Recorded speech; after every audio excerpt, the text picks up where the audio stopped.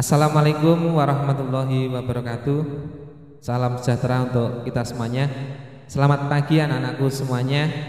Pada kesempatan yang sangat berbahagia ini, puji syukur kehadirat Tuhan Yang Maha Esa, yang mana kita selalu dalam kondisi baik, dalam kondisi sehat walafiat, sehingga bisa melaksanakan semua aktivitas kita dengan lancar dan dengan baik.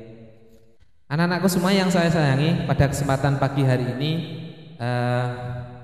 kita berjumpa lagi di acara MPLS, masa pengenalan lingkungan sekolah. Pada kesempatan kali ini akan kita bahas bersama-sama, yaitu tentang materi pendidikan karakter. Anak-anakku semua yang saya sayangi, betapa pentingnya pendidikan karakter saat ini, karena kita ketahui bersama bahwasanya di dunia ini, khususnya di negara kita, itu rawan sekali atau bisa dikatakan terjadi krisis moral. Krisis tersebut antara lain berupa meningkatnya pergaulan bebas, maraknya angka kekerasan anak, kejahatan terhadap teman, kebiasaan menyontek di sekolahan, dan lain sebagainya. Oleh karena itu, pendidikan karakter sangat penting sekali diterapkan khususnya di sekolahan. Anak-anakku semua yang saya sayangi, pendidikan karakter adalah pendidikan budi pekerti, yaitu pendidikan budi pekerti yang melibatkan satu, yaitu aspek pengetahuan atau kognitif, di mana dalam pendidikan karakter seorang anak itu harus mengetahui, paham apa yang dimaksud dengan karakter. Jadi karakter yang baik itu adalah karakter yang mencerminkan tindakan atau tindakan psikomotorik kita yang kebiasaan kita di kehidupan sehari-hari, yaitu yang berhubungan dengan hal-hal yang positif. Kemudian yang kedua, pendidikan karakter itu sangat erat hubungannya dengan perasaan atau afektif atau feeling. Karena kalau seseorang itu mempunyai perasaan atau afektif yang baik, maka sudah bisa dikatakan anak tersebut mempunyai karakter yang baik. Kemudian yang ketiga, yaitu budi pekerti, itu kaitannya dengan psikomotorik atau action, di mana itu sangat penting sekali, karena karakter itu harus kita terapkan dengan baik di kehidupan sehari-hari. Kenapa? Karena karakter seseorang yang sudah diaplikasikan dalam kehidupan sehari-hari itu adalah mencerminkan karakter dari diri seseorang tersebut. Kemudian selanjutnya, di dalam pendidikan karakter ada beberapa poin, ada 9 pilar di dalam pendidikan karakter. Yang pertama yaitu karakter cinta kepada Tuhan dan segenap ciptaannya. Kenapa? Karena di saat kita mempunyai rasa cinta kepada Sang Pencipta, yaitu Tuhan Yang Maha Esa, maka sudah otomatis kita sudah berpedoman pada Pancasila, sila ke-1. Kemudian seseorang yang sudah mempunyai karakter cinta terhadap Tuhan Yang Maha Esa, itu sudah otomatis, sudah barang tentu seseorang tersebut pastinya juga cinta terhadap semua ciptaan dari Tuhan. Kemudian yang kedua, pilar pendidikan karakter yang kedua yaitu kemandirian dan tanggung jawab. Seseorang dikatakan mempunyai karakter yang baik itu apabila mempunyai rasa kemandirian serta tanggung jawab yang baik, di mana seseorang yang mandiri adalah seseorang yang bisa hidup dimanapun tempatnya dan bisa menyesuaikan diri dengan lingkungannya. Kemudian seseorang tersebut juga mempunyai tanggung jawab yang besar. Artinya apa yang sudah mereka lakukan atau sudah mereka aplikasikan ke kehidupan sehari-hari, maka mereka juga harus berani untuk mempertanggungjawabkan apa yang sudah mereka perbuat. Kemudian yang ketiga, pilar yang ketiga yaitu kejujuran atau amanah. Seseorang yang baik itu adalah seseorang yang mempunyai sifat kejujuran yang baik. Jujur itu apa toh? Jujur itu berperilaku atau mengucapkan, berkata-kata sesuai dengan realita atau fakta yang terjadi di lapangan. Seseorang yang mempunyai sifat jujur itu sudah barang tentu mempunyai karakter yang baik. Kemudian yang keempat, karakter yang keempat yaitu hormat dan santun. Seseorang yang dikatakan baik itu apabila mempunyai sifat hormat dan santun kepada siapapun, entah itu kepada teman kerabat atau apalagi dengan orang tua. Pastinya mereka mempunyai rasa hormat dan berbicara dengan kata-kata yang santun. Kemudian anak-anakku semua yang saya sayangi, pilar yang selanjutnya yang kelima yaitu dermawan, suka menolong. Jadi seseorang yang mempunyai karakter yang baik itu apabila seseorang tersebut mempunyai rasa toleransi yang tinggi. Misalkan di sekolahan temanmu ada yang tidak membawa pensil atau tidak membawa pulpen, sudah otomatis anak yang mempunyai karakter yang baik itu pastinya akan meminjamkan alat tulisnya kepada teman yang tidak membawa. Kemudian juga harus mempunyai rasa dermawan. Nah, dermawan di sini misalnya apa? Misalkan ada temanmu yang tidak membawa uang saku, kemudian kamu mempunyai uang saku yang lebih. Nah, itu sudah karena kalian mempunyai sifat dermawan, itu sudah barang tentu kalian juga memberikan sebagian dari uang saku kalian kepada teman. Kemudian yang selanjutnya, yang keenam, yaitu karakter.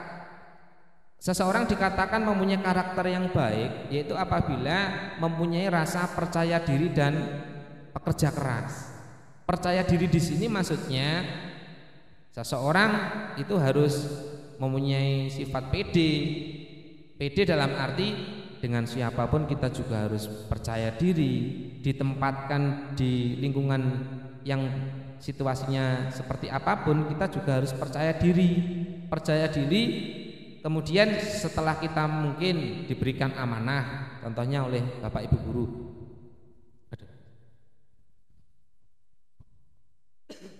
Anak-anakku semua yang saya sayangi, untuk yang selanjutnya, pilar yang selanjutnya yang keenam yaitu percaya diri dan pekerja keras. Seseorang dikatakan mempunyai karakter yang baik itu apabila mempunyai rasa percaya diri yang baik. Percaya diri yang baik ini maksudnya misalkan di sekolahan kalian disuruh oleh Bapak Ibu guru untuk melakukan presentasi di depan kelas. Karena kalian sudah menguasai materinya, itu sudah barang tentu kalian pada saat presentasi di depan kelas kalian juga harus mempunyai rasa percaya diri. Kemudian contoh yang lain, misalkan kalian diberi tugas oleh Bapak Ibu guru, entah itu sebagai petugas upacara pada saat hari Senin, kalian juga harus percaya diri. Karena apa? Kalian mampu. Kemudian juga harus diimbangi dengan sifat pekerja keras. Pekerja keras maksudnya misalkan kalian sebagai pelajar ya, pekerja kerasnya apa? Ya setiap kali Bapak Ibu guru memberikan tugas, kalian juga harus bersemangat dalam mengerjakan tugas. Sekolah pun juga harus bersemangat.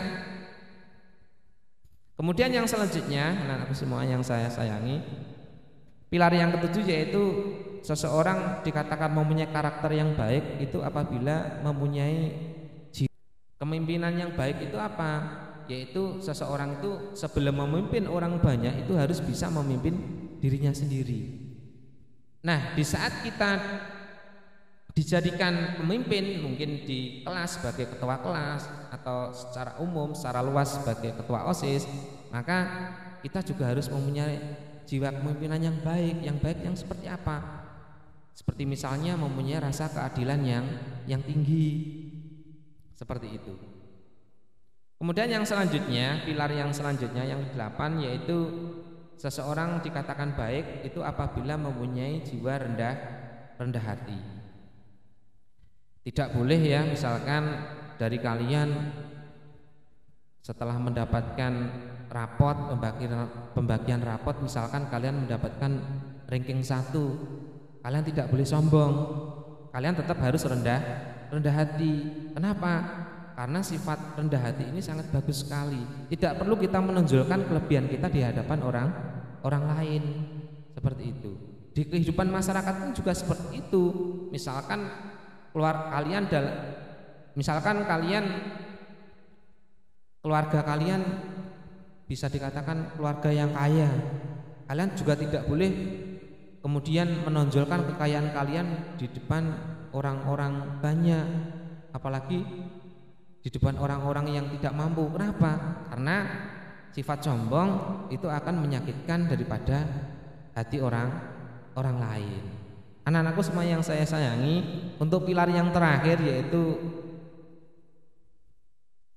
seseorang dikatakan baik apabila mempunyai karakter atau sikap toleransi yang tinggi. Toleransi itu apa toh? Toleransi itu rasa menghormati kepada orang lain, rasa empati kepada orang lain, rasa simpati kepada orang lain. Di saat misalkan melihat seseorang itu membutuhkan bantuan kita, maka kita juga harus bertoleransi. Contoh yang lain, misalkan di sekolah kita, teman kita ada yang berbeda agama, maka kita juga harus mempunyai toleransi yang tinggi. Karena apa? Di Indonesia ini ada 6 agama yang diakui oleh negara kita. Jadi antar pemeluk agama pun kita juga harus mempunyai toleransi yang tinggi. Anak-anakku semua yang saya sayangi, kemudian selanjutnya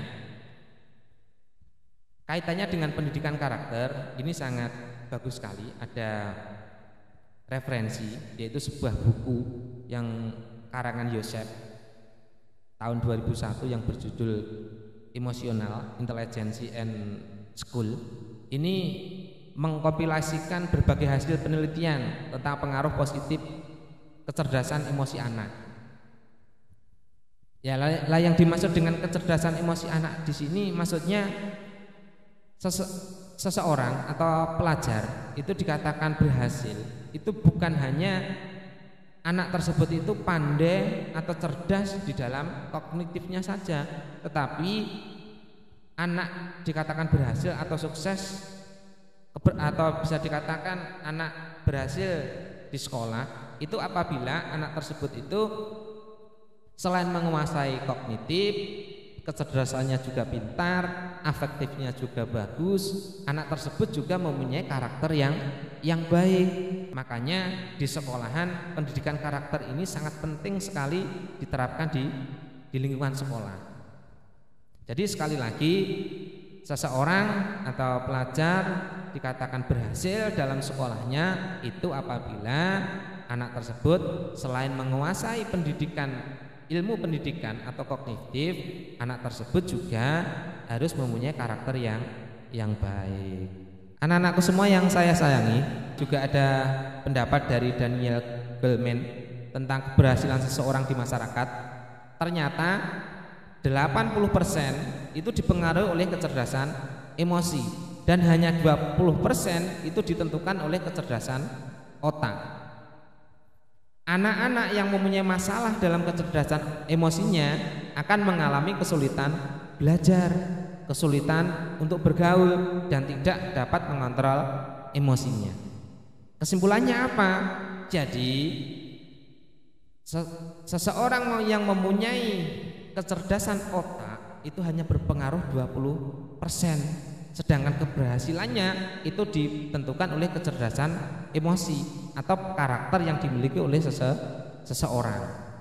Nah, anak-anak yang bermasalah ini sudah dapat dilihat sejak usia prasekolah, dan kalau tidak ditangani akan terbawa sampai usia dewasa.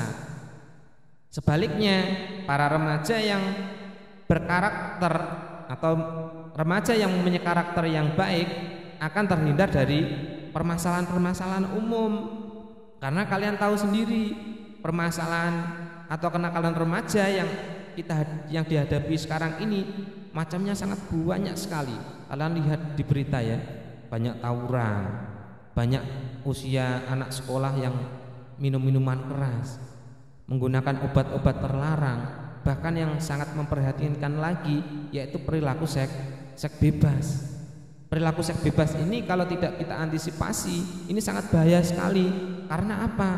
Pernikahan dini akibat seks bebas ini, selain anaknya putus sekolah, itu akan merusak masa depan daripada anak tersebut. Anak-anakku semua yang saya sayangi, harapan dari pendidikan karakter di lingkungan sekolah yaitu apabila pendidikan karakter itu tersusun secara sistematis, itu akan berdampak positif pada pencapaian akademis. Artinya seiring sosialisasi tentang pendidikan karakter ini, semoga di dalam waktu dekat di semua sekolah yang ada di negara Indonesia ini semua menerapkan pendidikan karakter di lingkungan sekolahnya. Agar apa? Agar nantinya lahir generasi-generasi bangsa yang selain cerdas juga mempunyai karakter yang sesuai dengan nilai-nilai luhur bangsa dan agama. Anak-anakku semua yang saya sayangi, itu tadi materi tentang pendidikan karakter. Mudah-mudahan bermanfaat bagi kalian semuanya. Sebelum Pak Andi tutup, jangan lupa kalian tetap menjaga protokol kesehatan, selalu mawas diri, selalu jaga imun kita agar kita senantiasa dalam kondisi sehat dan bisa beraktivitas dengan baik. Anak-anakku semua yang saya sayangi, itu dulu materi yang Pak Andi sampaikan pada kesempatan pagi hari ini. Kita berjumpa di session selanjutnya, dan akhirnya Pak Andi akhiri, assalamualaikum warahmatullahi wabarakatuh.